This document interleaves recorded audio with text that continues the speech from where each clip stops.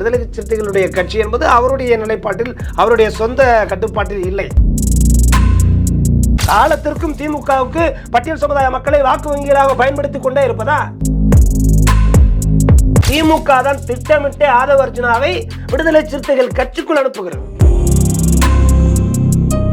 ஆனால் அம்பேத்கர் அவர்கள் இன்றைக்கு அரசியல் பகடைக்காயாக பயன்படுத்தப்படுகிறார் என்பதுதான் வேதனையான செய்தி.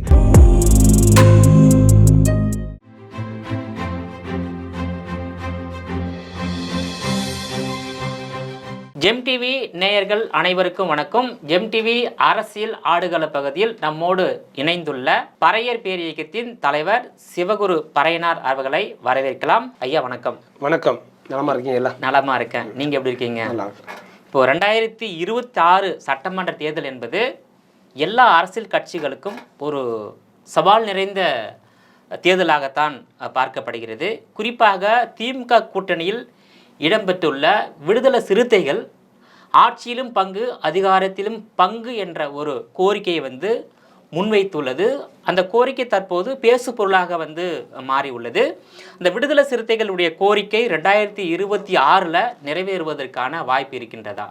ஆட்சியிலும் பங்கு அதிகாரத்திலும் பங்கு என்பது விடுதலை சிறுத்தைகளுடைய கோரிக்கையாக நாம் எடுத்துக்கொள்ள முடியாது. ஆனால் விடுதலை சிறுத்தைகளுடைய தலைவர் திருமாவளவன் எந்த இடத்திலும் ஆட்சியிலும் பங்கு அதிகாரத்திலும் பங்கு எங்களுடைய அடுத்த கட்ட தேர்தலிலோ இல்லை இந்த தேர்தலிலோ அப்படி வாசகத்தை அவர் ஒருபோதும் முன்வைத்ததில்லை. ஆனால் விடுதலை சிறுத்தைகள் கட்சி அந்த கோரிக்கையை முன்வைத்ததாக ஒரு பாவனை இங்கு கட்டமைக்கப்படுகிறது. அது ஆதவ அர்ஜுனா அவருடைய பேச்சுக்கள் மூலமாக.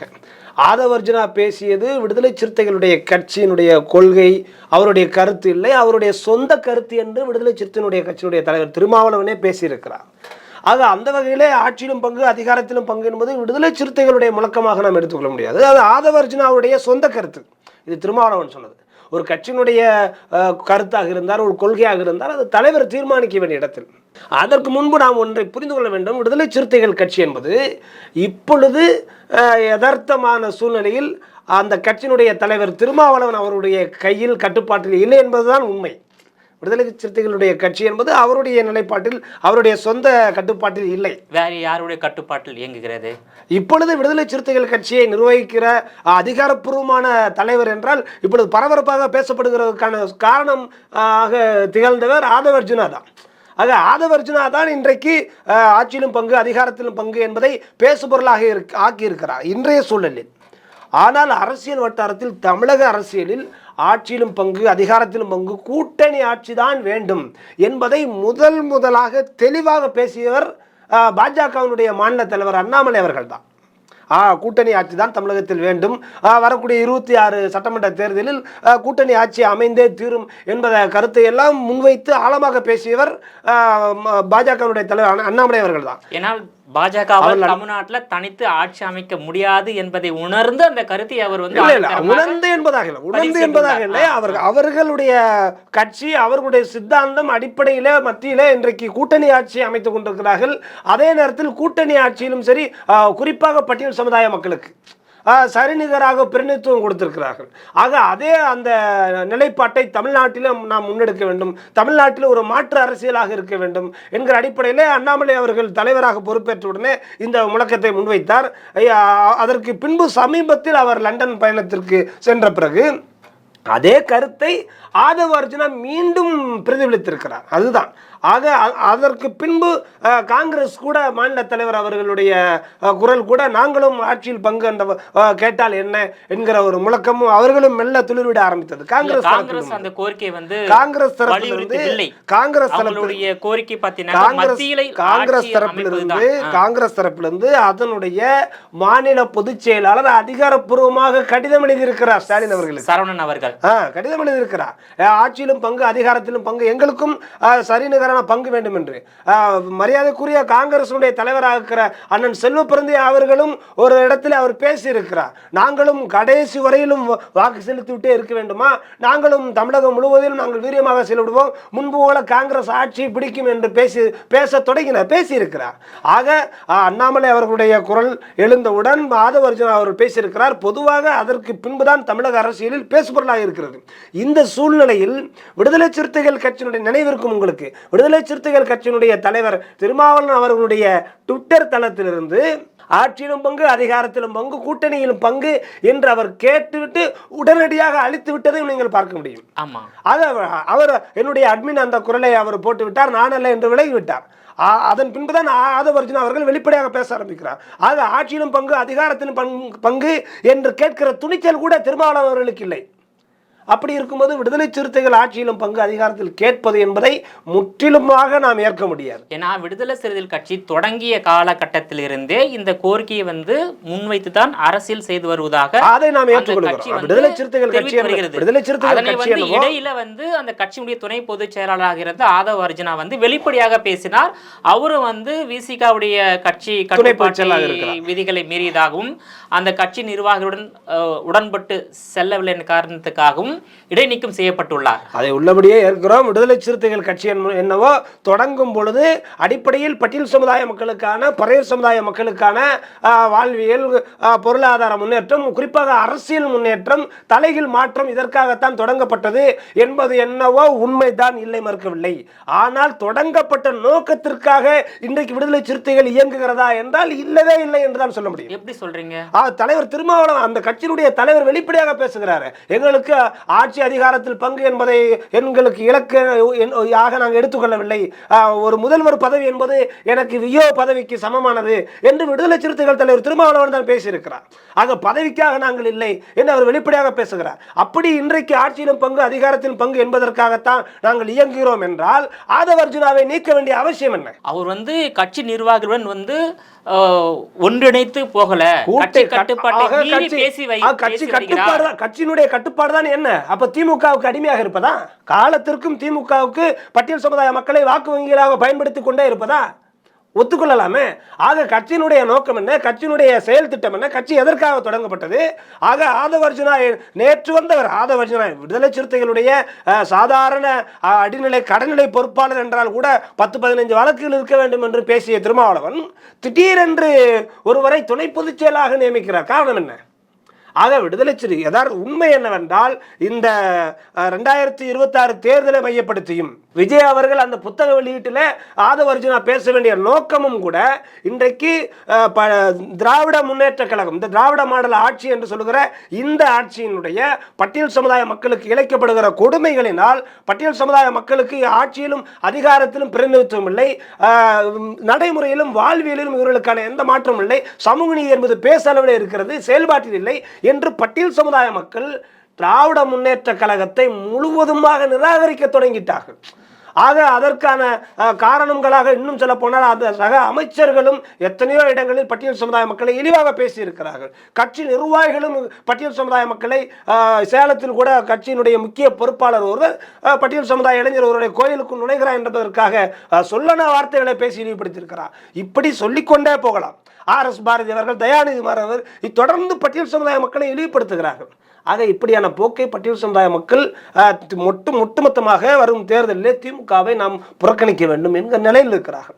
இவையெல்லாம் வேடிக்கை பார்த்து கொண்டிருக்கிற விடுதலை சிறுத்தைகளையும் பறையர் சமுதாய மக்கள் கூர்ந்து கவனித்து விடுதலை சிறுத்தைகள் நமக்கான கட்சியாக இல்லை, முழுவதுமாக திமுகவிற்காக அடிமை சேவகரம் செய்கிற கட்சியாக இருக்கிறது என்று பறையர்கள் விடுதலை சிறுத்தைகளையும் புறக்கணிக்க தொடங்கி இருக்கிறார்கள். ஏன் உள்ளிருக்கிற நிர்வாகிகளே தலைவர் ஏன் இந்த நிலையில் இருக்கிறார் என்கிற வியப்போடு பார்க்கிற நிலையில். அதுக்கான காரணம் என்னன்னா, திராவிட கட்சியுடன் கூட்டணி வைத்து தேர்தலில் சந்தித்தால் தான் சட்டமன்ற உறுப்பினராக, நாடாளுமன்ற உறுப்பினராக வெற்றி பெற முடிகிறது. 2016 மக்கள் நல கூட்டணி ஒன்று அமைக்கப்பட்டது. வெற்றி பெற முடியவே முடியாது. ஆதவ அர்ஜுனா பேசிய கருத்து என்ன? ஆதவ அர்ஜுனா பேசியது வட மாவட்டத்தில் விடுதலை சிறுத்தைகள், அதாவது குறிப்பாக பட்டியல் சமுதாய மக்கள், ஆதவ அர்ஜுனா பேசியதை சொல்லுகிறேன், தலித் மக்களுடைய ஓட்டு வங்கியை பயன்படுத்திதான் திமுக ஆட்சியில் அமர்ந்திருக்கிறது என்று ஆதவ அர்ஜுனா பேசியிருக்கிறார். அதற்கு முன்பாக இன்றைக்கு இந்த ஆட்சி அமைந்த உடனே எல்லா ஊடகங்களும் வெளிப்படையாக சொல்லியது, தலித் மக்களுடைய பெருவாரியான வாக்கு வங்கியை திமுகவுக்கு விடுதலை சிறுத்தைகள் மூலமாக பெற்றதன் மூலமாக தான் இந்த ஆட்சி அமைந்திருக்கிறது என்பதை எல்லா ஊடகங்களும் பேசியது. தமிழ்நாட்டில் பார்த்தீங்கன்னாக்க 46 தனி தொகுதி இருக்கின்றது. அதில் 2 தொகுதி ST தொகுதி. மீது 44 தொகுதி வந்து எஸ்சி தொகுதி. இந்த 44 தொகுதிகளிலும் வந்து திமுக வேட்பாளர் வெற்றி பெற்றிருக்காங்களா சார்? திமுக பெரும்பான்மையாக திமுக வேட்பாளர்கள் குறிப்பாக தனித்தொகுதிகளிலே எங்களும் நிலைப்பாட்டை சொல்கிறோம். தனித்தொகுதிகளை பொறுத்தவரையிலும் திராவிட கட்சிகள் காலம் காலமாக தலித் மக்களுக்காக இயங்குகிற தலைவர் என்று சொல்லுகிற விடுதலை சிறுத்தைகள் கட்சியை அவர்கள் வைத்துக்கொண்டு தலித் மக்களுடைய ஓட்டு வங்கிக்காக மட்டுமே பயன்படுத்துகிறார்கள். ஆனால் அங்கே பெருவாரியாக இயங்குறது எல்லாம் திராவிட கட்சிகளுடைய வேட்பாளர் தான் ஜெயிக்கிறார்கள்.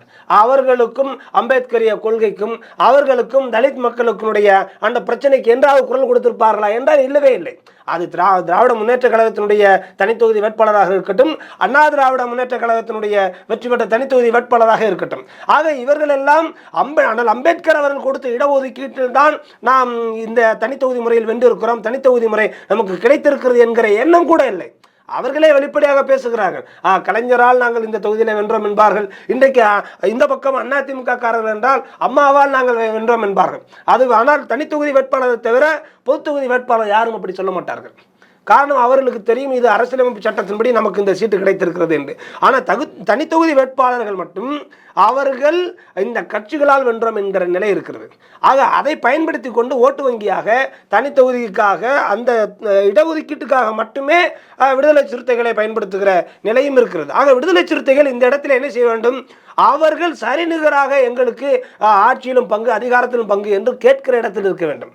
ஆக மக்கள் இந்த கட்சியை புறக்கணிக்கும் பொழுது எங்கே இவர்கள் மாற்றத்தை தேடி அடுத்து உண்மையாகவே ஆட்சியிலும் அதிகாரத்திலும் நமக்கு உண்மையாக பிரதிநிதித்துவம் தருகிற கட்சியை நோக்கி இவர்கள் நகர்ந்து விடுவார்களோ என்கிற அச்சத்தில் தான் அந்த நேரத்தில் திமுக தான் திட்டமிட்டு ஆதவ அர்ஜுனாவை விடுதலை சிறுத்தைகள் கட்சிக்குள் அனுப்புகிறது. ஆக ஆதவ அர்ஜுனா என்பவர் ஒன்றும் விடுதலை சிறுத்தைகளுடைய கட்சியையும் கொள்கையையும் அம்பேத்கரிய கொள்கையையும் பிறப்பிலிருந்தே கற்றுக்கொண்டு அம்பேத்கர் வழியிலே நடந்து கொண்டவர் அல்ல.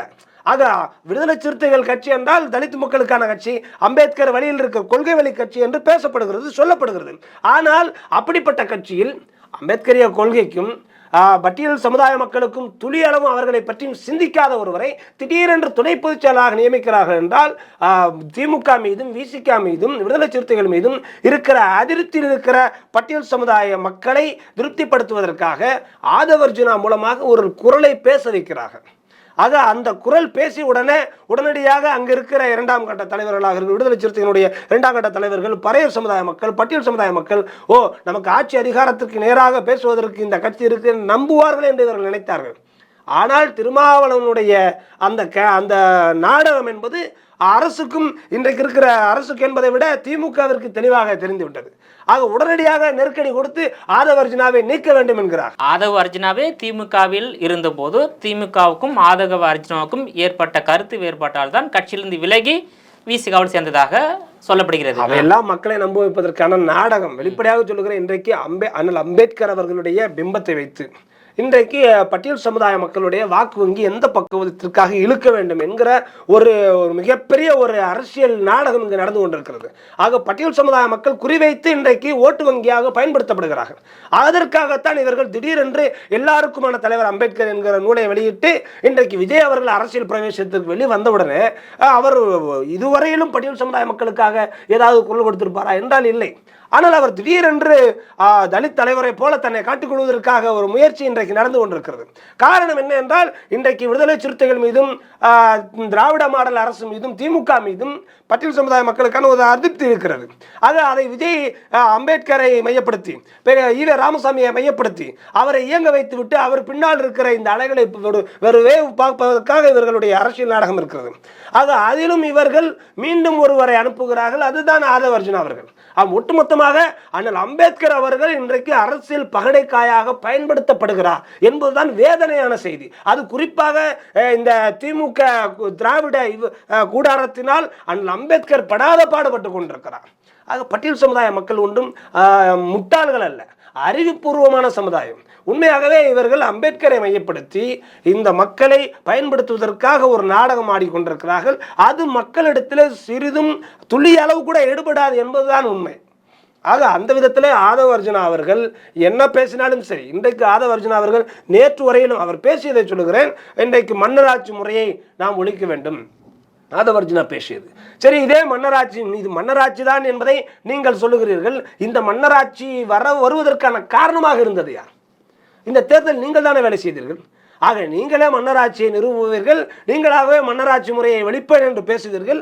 ஆக இன்றைக்கு சுதந்திர வேட்கை தான் என்று சொல்ல முடியும். பறையர்களுக்கு, பட்டியல் சமுதாய மக்களுக்கு இன்றைக்கு ஒரு புதிய சுதந்திர வேட்கையோடு நாங்கள் மாற்று அரசியலை தேடிக்கொண்டிருக்கிறோம். 2020 திமுக ஆட்சிக்கு வருவதற்கு ஆதவ அர்ஜுனா ஒரு காரணமாக இருந்ததாகவும் சொல்லப்படுகிறது. ஆதவ இந்த திமுக இன்றைக்கு பட்டியல் சமுதாய மக்களுக்கு எதிராக இருக்கிறது, மன்னராட்சி முறை இருக்கிறது, ஆட்சியிலும் பங்கு அதிகாரத்திலும் பங்கு தராமல் இருக்கிறது, குடும்ப ஆட்சி இருக்கிறது. இவர்கள் சொல்லுகிற அத்தனை குற்றச்சாட்டுக்கும் உடந்தையாக காரணமாக இருந்து செயல்பட்டவர்களே இதே ஆதவர்ஜுனா, இதே விடுதலை சிறுத்தைகள் தானே. இன்றைக்கு அவர்களே காரணமாக இருந்து கொண்டு இன்றைக்கு மக்கள் அந்த இருவரையும் புறக்கணிக்கும் பொழுது, அந்த மொத்த கூட்டணியையும் புறக்கணித்து மாற்றை தேடிக்கொண்டிருக்கும் பொழுது, மக்களை மீண்டும் தன்மையப்படுத்துவதற்காக அண்ணல் அம்பேத்கரை இவர்கள் கையில் எடுத்து விஜய் மூலமாக எல்லாருக்குமான தலைவர் என்கிற புத்தகத்தை வெளியிட்டு அது ஆதவர்ஜுனாவை வரவழைத்து அண்ணல் அம்பேத்கரை மையப்படுத்தி நாங்கள் புதிய அரசியல் அதிகாரத்தில் பங்கு, அதுவும் குறிப்பாக நேரடியாக பட்டியல் சமுதாய மக்களுக்கான பங்கு தான். இவர்கள் பேசுகிற அரசியல் எல்லாம் நேரடியாக ஏன் மற்ற சமுதாய மக்களுக்கான தலைவராக இவர்கள் காட்டிக்கொள்ளவில்லை என்றால் மற்ற சமுதாய மக்களிடத்திலே இவர்களுடைய நாடகம் எடுபடாது என்று நினைக்கிறார்கள். ஆனால் பட்டியல் சமுதாய பட்டியல் சமுதாய மக்கள் எங்கள் சமுதாய மக்கள் மட்டும் இவர்கள் பார்வையிலே முட்டாள்களாக எண்ணிக்கொண்டிருக்கிறார்கள். ஆனால் பட்டியல் சமுதாய மக்கள் காலம் காலமாக அறிவுபூர்வமான சமுதாய மக்கள். அது ஆதவர்ஜுனா அவர்களுடைய நாடகத்தையும் நாங்கள் ஏற்பதாக இல்லை. திருமாவளவன், ஆதவர்ஜுனா, விஜய் இவர்களுடைய முக்கூட்டணி நாடகமே திமுகவால் முழுக்க அரங்கேற்று தயாரித்து கொடுக்கப்பட்ட நாடகம் என்று சொல்லுகிறோம். நம்புவதற்கு நாங்கள் தயாராக இல்லை. இப்போ 2026 ரிசர்வ் தொகுதி 44 தொகுதி இருக்கு. இந்த 44 தொகுதிகளிலும் இந்த பட்டியலின மக்கள் ஒன்றாக இணைந்து ஒன்னு தலைமையில இல்ல திருமாவளவன் தலைமையிலே ஒன்றாக இயங்குவதற்கான வெற்றி பெற்றால் நீங்க ஆட்சியிலும் பங்கு அதிகாரத்திலும் பங்கு என்ற இலக்கை ஈஸியாக எட்டலாமே சார். திருமாவளவன் சகோதரர் திருமாவளவன் அவர்களுடைய தலைமை என்று பேசுவதற்கான இங்கு இடமே இல்லை தமிழக அரசியலில். காரணம் என்ன? காரணம் என்னவென்றால் உண்மையான தலைவராக திருமாவளவன் அவர்கள் உண்மையாகவே அறிவுபூர்வமான தலைவர், அதில் மாற்று கருத்து. அறிவுபூர்வமான தலைவர், மக்கள் திரட்சியுள்ள தலைவர், அதுல எந்த விதமான மாற்று கருத்து இல்லை. ஆனால் ஒன்றே நாங்கள் திரும்ப சொல்லுகிறது எல்லாம் அவர் திமுகவிற்கு மட்டுமல்ல, ஒன்று திமுக இல்லது அண்ணா திமுக திராவிடத்திற்கான தொடர்ந்து அடிமை சேவகம் செய்கிற முழு பொறுப்பை எடுத்து குறிப்பாக அதில் நேரடி திமுகவை தொடர்ந்து தாங்கி பிடிக்க வேண்டிய அவர் ஒரு நிர்பந்தத்தில் ஒரு பொறுப்பில் இருக்கிறார். இன்னும் வெளிப்படையாக சொல்ல போனால் திமுகவினுடைய பட்டியல் சமுதாயத்திற்கான அறிவிக்கப்படாத ஒரு பட்டியல் அணிதான் விடுதலை சிறுத்தைகள் கட்சி என்பது நாம் பல நேரங்களில் திரும்ப சொல்லி இருக்கிறோம். இல்லை என்று சொன்னால் அவர்கள் வெளிப்படையாக சொல்லட்டும். நாங்கள் தனித்து போட்டியிட்டால் மக்கள் ஓட்டளித்து வெற்றி பெற வைக்கவில்லை. அது நடைபெற்றது. ஓகேங்களா? ஒன்று திமுக இல்லை அதிமுகவில் கூட்டணி வைத்தாதான் வெற்றி பெற முடிகின்றது என்ற சூழ்நிலை தமிழ்நாட்டில் நிலவி வருகிறது. அதனால் நான் அரசியல் கட்சி தலைவர்களை திமுகவுடன் அதிமுகவுடன் கூட்டணி வைப்பதை குறை சொல்ல முடியாது. ஏன்னா மக்கள் திமுக அதிமுக ஆதரிக்கிறாங்க. கூட்டணி என்பது நீங்கள் சொல்லுகிறபடி அரசியலமைப்பு சட்டத்தின்படி கூட்டணி வைப்பது ஒன்றும் தவறில்லை. கூட்டணி என்பது இருக்கலாம். ஆனால் நாம் யாரோடு? ஒன்று கொள்கை கூட்டணியா, இல்லை அரசியல் அதிகாரத்திற்கான கூட்டணியா? விடுதலை சிறுத்தைகள் திமுகவோடு எந்த அடிப்படையிலே கூட்டணி இருக்கிறார்கள்? விடுதலை சிறுத்தைகள் கட்சிக்கு இன்னும் சொல்ல போனால் விடுதலை சிறுத்தைகளுக்கும் திமுகவிற்கும் ஏதாவது ஒரு வேறுபாடு இருக்கிறதா? கொள்கை ரீதியான வேறுபாடு இருக்கிறதா? இவர்களுக்குமான ஒரே கொள்கை தான். இவர்களுக்கும் ராமசாமி தான் தலைவர் வழிகாட்டி, இவர்களுக்கும் ராமசாமி தான் வழிகாட்டி. இவர்களுக்கும் அதே திராவிடம் தான் கொள்கை, இவர்களுக்கும் அதே திராவிடம் தான் கொள்கை. திமுகவுக்கும் விடுதலை சிறுத்தைகளும் ஒரே வழிகாட்டி, ஒரே தலைவர், ஒரே கொள்கை. ஆக ஒரே கட்சியாக இருந்து விட்டு போகலாமே. ஆக கொள்கை ஏதாவது ஒரு விதத்தில் மாறுபட்டால் நாங்கள் இதற்காக நிற்கிறோம் என்று சொல்லலாம். அதே போலத்தான் அவர்களுடைய கூட்டணியில் இருப்பவர்கள் எல்லாம் நிறம் வேண்டுமானால் மாறுபடலாம். உதாரணத்திற்காக கம்யூனிஸ்டுகளும் அப்படித்தான். அவர்களுக்கும் இவர்களுக்குமான கொள்கை என்னென்றால் அவர் முன்பிருந்த கம்யூனிஸ்டுகள் கொள்கை என்பது வேறு. இப்பொழுது யதார்த்த நிலை எந்த விதத்திலும் மாறுபாடு இல்லை. இப்போ நீங்க விடுதலை சிறுத்தைகளை பொறுத்தவரையிலும் ஆட்சியிலும் பங்கு அதிகாரத்திலும் பங்கு என்பதை விட கொள்கையில் ஏற்கனவே பங்கு வைத்திருக்கிறார்கள். கொள்கையிலும் பங்கு கொள்ளையிலும் பங்கு என்பதற்காக வேண்டுமானால் இவர்கள் ஆதவர்ஜுனா மூலமாக ஒரு மிரட்டலை விடுத்திருக்கலாம். ஒருவேளை ஆக அதன் மூலமாக வரும் தேர்தலில் கணிசமாக 1-2 சீட்டுகளை கூட்டி தருவதற்கான வாய்ப்புகள் இருக்கிறதா என்று வேண்டுமானால் ஒருவேளை திருமாவளவன் அதை சோதித்து பார்த்திருக்கலாம். ஆனால் திடகார்த்தமாக எங்களுக்கு பங்கு வேண்டும், எங்களுக்கு அதிகாரம் வேண்டும் என்று கேட்கிற இடத்தில் அவர் விடுதலை சிறுத்தையாக இல்லை. அடங்க மறு என்று சொன்ன விடுதலை சிறுத்தைகள் இப்பொழுது முழுமையாக சரணடைந்திருக்கிறது. அத்துமீறி என்று சொன்ன விடுதலை சிறுத்தைகள் இன்றைக்கு முழுமையாக அடங்கி இருக்கிறது. ஆக இதையெல்லாம் அங்கிருக்கிற 2ஆம் கட்ட பொதுவாக சமுதாய மக்கள் இன்றைக்கு பார்த்து கொண்டிருக்கிறார்கள். ஆக இவர்கள் ஆதவர்ஜுனாவை நீக்கிய பிறகும் கூட இன்றைக்கும் விடுதலை சிறுத்தைகள் இருக்கிற எத்தனையோ நிர்வாகிகள் ஆதவர்ஜுனாவோடு தொடர்பில் இருக்கிறார்கள். ஒருவேளை ஆதவர்ஜுனா புதிய கட்சி தொடங்கினாலும் விடுதலை சிறுத்தைகள் இருக்கிற பறையர் உணர்வாளர்களும் அங்கு போவதற்கான வாய்ப்புகளும் இருக்கிறது. அந்த அளவிற்கு விடுதலை சிறுத்தைகள் இருக்கிற நிர்வாகிகள் பறையர் சமுதாய மக்கள் உண்மையாகவே துடிப்போடு எங்களுக்கான ஆட்சி மாற்றம் அதிகாரம் வேண்டும் என்று நினைக்கிறார்கள். ஆனால் அதனுடைய கட்சியினுடைய தலைவர் திருமாவளவன் நிரந்தரமாக திமுகவிற்கு, திராவிடத்திற்கு, குறிப்பாக இன்னும் சொல்ல போனால் அண்ணல் அம்பேத்கர் அவர்களின் கொள்கைக்கு முரணான நேரான கூட்டணியில் அவர் நிரந்தர உறுப்பினராக, நிரந்தர அடிமை சேவகமாக இருப்பதால் மக்களுடைய உணர்வை புரிந்து கொள்ளாமல் அவர் மாற்றுப்பாதையில் பிரதிபலிக்கிறார். இப்போ உங்களுடைய இயக்கம் பறையர் பேர் இயக்கம். நீங்கள் இயக்கத்தின் சார்பாக இல்லை ஒரு அரசியல் கட்சியாக மாற்றி 2026 தேர்தலில் போட்டிடுறீங்க. 44 தனி தொகுதியிலும் போட்டிடுறீங்க. 44 தனி தொகுதிகளிலும் அந்த தனி தொகுதி வேட்பாளர்களை அந்த பட்டியலின மக்கள் ஒன்றாக சேர்ந்து வாக்களித்து வெற்றி பெற வைக்க வாய்ப்பு இருக்கா? அப்படி வெற்றி பெற வைத்தால் நீங்கள் ஈஸியாக அதாவது தமிழ்நாட்டில் ஒன்று திமுக இல்லை அதிமுக இல்லைனாக்கா தமிழக வெற்றி கழகம், இந்த 3 கட்சி ஆட்சி அமையும் போது நீங்கள் 46 சீட்டை கொடுத்து எங்களுக்கு ஆட்சியிலும் பங்கு, அதிகாரத்தில் பங்கு என்ற கோரிக்கை முன்வைத்து நீங்கள் கேட்கலாம் இல்லையா? யதார்த்தமான நிலைப்பாட்டை பேசுகிறேன். பறையர் பேரியக்கம் என்பது இன்றைக்கு இவர்கள் ஆட்சியிலும் பங்கு, அதிகாரத்திலும் பங்கு என்கிற அந்த முழக்கத்தை இன்றைக்கு வேண்டுமானால் இவர்கள் பேசலாம். ஆனால் பட்டியல் சமுதாய தலைவர்கள் காலமாக இந்த மண்ணில் பேசிய முழக்கங்கள் தான் அது குறிப்பாக இளைய பெருமாள் அவர்கள், வை பாலசுந்தரம் ஐயா அவர்கள், இப்படி இந்த மண்ணில் மிக பெரும் தலைவர்கள், பெரும் தலைவர்கள் எல்லாம் பேசிய முழக்கங்கள் தான். நீங்கள் ரெட்டமலை சீனிவாசனா, அயோத்திதாச பண்டிதர், பெருந்தலைவர் எம்சி ராஜா அவர்கள் எல்லாம் நாம் பேசினால் அவர்கள் போட்ட விதை தான் இன்றைக்கு இருக்கிற இந்த அரசியல் இயக்கங்கள், அரசியல் கட்சிகள். ஆக அதற்கெல்லாம் இப்போ சமீபத்திய தலைவர்களை சொல்லுகிறேன். ஆக சக்திதாசன் அவர்கள், பெருந்தலைவர் சக்திதாசன் அவர்கள், இப்படி அம்மையார் சத்தியவாணிமுத்து அம்மையார் அவர்கள், இவர்கள் எல்லாம் சேர்ந்து உருவாக்கிய கட்சிகள் தான் இன்றைக்கு இவருடைய இரத்தத்தால் வளர்ந்த கட்சிகள் தான் இன்றைக்கு இருக்கிற திமுக என்பது கூட. ஆக இவர்கள் ஏற்கனவே உள்ளிருக்கும் பொழுது எங்களுக்கு பங்கு வேண்டும் என்று முழக்கமிட்டு அந்த முழக்கம் திமுகவினிடத்தில் எடுபடாமல் திரும்பவும் திமுகவுக்கு எதிராக பேசிய காலங்கள் எல்லாம் இருக்கிறது. ஆக அந்த வகையில் இப்பொழுது யதார்த்த நிலைப்பாட்டை சொல்கிறேன். பறையர் பேர் இயக்கம் மட்டுமல்ல, பட்டியல் சமுதாய மக்கள், பறையர் சமுதாய இயக்கங்கள் இன்றைக்கு இருக்கிற சூழலில் சமுதாய இயக்கங்கள், பறையர் சமுதாயத்தினுடைய பறையர் பேர் இயக்கத்தோடு ஒன்றாக இணைந்து வரும் தேர்தலில், குறிப்பாக வரும் தேர்தலில் திமுக மட்டுமல்ல, அண்ணா யாராக இருந்தாலும் நாங்கள் ஏற்கனவே பல வருடத்திற்கு முன்பாகவே இந்த கோரிக்கை பற்றி பேசியிருக்கிறோம். தனித்தொகுதி முறையில் திராவிட கட்சிகள் வேட்பாளர்களை நிறுத்தக்கூடாது என்கிற ஒரு முழக்கத்தோடு நாங்கள் ஏற்கனவே பேசியிருக்கிறோம். ஆக திராவிட கட்சிகள் மட்டுமல்ல, தனித்தொகுதி முறையில் சமுதாயத்திற்காக இயங்குகிற இயக்கங்கள் மட்டுமே வேட்பாளர்களை நிறுத்த வேண்டும் என்கிற புரிதலை குறித்து இப்பொழுது நாங்கள் தீவிர பிரச்சாரம் செய்து கொண்டிருக்கிறோம்.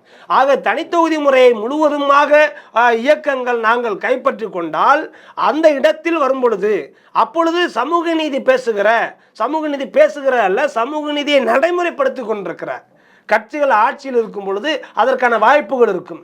ஆனால் அதுவரையிலும் இன்றைக்கு இருக்கிற சூழலை பொறுத்தவரையிலும் அது விடுதலை சிறுத்தைகள் கட்சி திராவிட கட்சிகளோடு கூட்டணி வைத்துக் கொண்டு நாங்கள் தனித்தொகுதிக்கு எங்களுக்கான முழுமையாக வேண்டும் என்கிற கேட்கிற துணிச்சல் இல்லை அவர்களுக்கு. 2 அல்லது 3 சீட்டு 4 சீட்டு. அது வாங்கினாலுமே அதிலும் 2 தொகுதிகளை பொது தொகுதிக்காக ஒதுக்குகிறார்கள். ஆக ஆளுநர் ஷானவாஸாக இருக்கட்டும், SS பாலாஜி அவர்களாக இருக்கட்டும், ஆக பட்டியல் சமுதாய மக்களுடைய ஓட்டு வங்கியை பயன்படுத்தி மாற்று சமுதாயத்தினரை அரசியல் அதிகாரத்திற்கு வரவைப்பதற்காக விடுதலை சிறுத்தைகள் தலைவர் திருமாவளவன் அவர் வேலை செய்து கொண்டிருக்கிறார். ஆனால் நாங்கள் முழுமையாகவே பட்டியல் சமுதாய மக்களுடைய அரசியல் அதிகார பகிர்வு இதை நோக்கி நகர்ந்து கொண்டிருக்கிறோம்.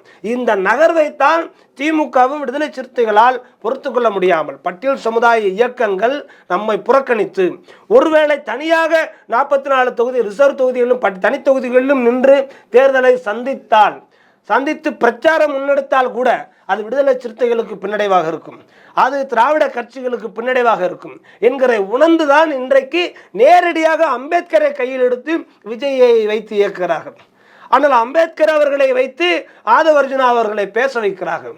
ஆக பட்டியல் சமுதாய மக்கள் இன்றைக்கு எதிராக இருக்கிறார்கள், திராவிட மாடலுக்கு, விடுதலை சிறுத்தைகளுக்கு எதிராக இருக்கிறார்கள்.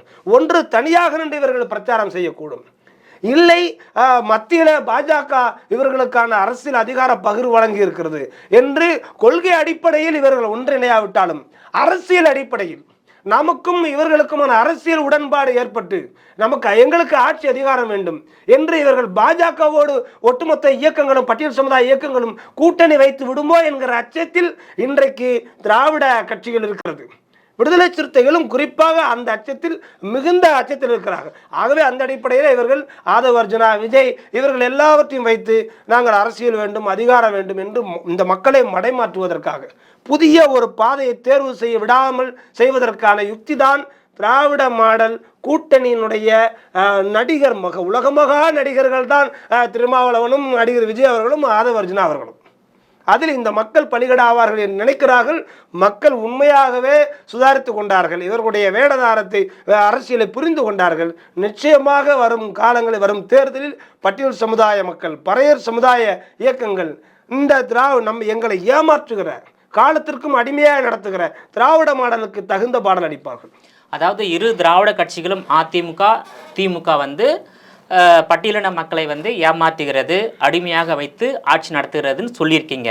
இப்போ நடைமுறையில் இருக்கு. எஸ்சி தொகுதி 44, எஸ்டி தொகுதி 2, 46 தொகுதியில் நீங்கள் தனித்து களம் கண்டு வெற்றி பெறும்போது நீங்கள் பாஜகவை ஆதரிக்கலாம், திமுகவை ஆதரிக்கலாம், அதிமுக ஆதரிக்கலாம். ஆனா அந்த மாதிரி ஒரு வெற்றி உங்களுக்கு கிடைக்க வாய்ப்பு இருக்கு 2026ல. தமிழக வெற்றிக்கான விஜய் அவர்களை பொறுத்தவரையில் நாம் கணக்கில் எடுத்துக்கொள்ள வேண்டியதே இல்லை. இப்பொழுது திரும்பவும் சொல்லுகிறேன், அது திருமாவளவன் அவர்களை விடுதலை சிறுத்தைகள் கட்சியை திமுக கட்டுப்படுத்துவதற்காக விஜயை வைத்து இவர்களுக்கு ஒரு பாடம் நடத்தி கொண்டிருக்கிறார்கள். இல்ல, விஜய் தானே நேரடியாக திமுக எதிர்க்கிறார். அதனால நேரடியாக திமுகவை எதிர்த்தாலும் அவருடைய கொள்கை என்பது திராவிட சித்தாந்தம், ராமசாமியை மையமாக வைத்து தான் அவர் இயங்குகிறார். அல்ல, அவர் திராவிடமும் தமிழ் தேசியம் தனது இரு கண்கள் சொல்லியிருக்கிறார். ஈவே ராமசாமியை வைத்துக்கொண்டு அவர் திராவிடமும் தமிழ் அந்த கொள்கைக்குள்ளாக போனால் நான் நீண்ட நேரம் பேச வேண்டியது இருக்கும். ஈவே ராமசாமியை வைத்துக்கொண்டு அவர் தமிழுக்கான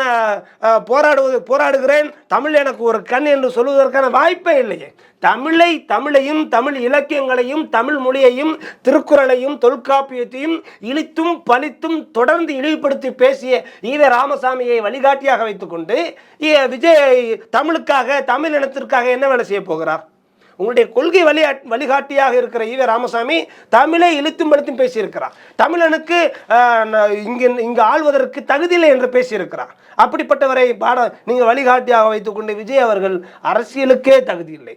உங்களுடைய விரிவான தகவலுக்கு ரொம்ப நன்றி சார். நல்லது நேயர்களே, மீண்டும் இது போன்ற மற்றொரு அரசியல் ஆடுகளத்தில் மற்றொரு ஆளுமையுடன் சந்திக்கிறேன். அதுவரையில் உங்களிடமிருந்து விடைபெறுவது நான் உங்கள் விஜயபாலன்.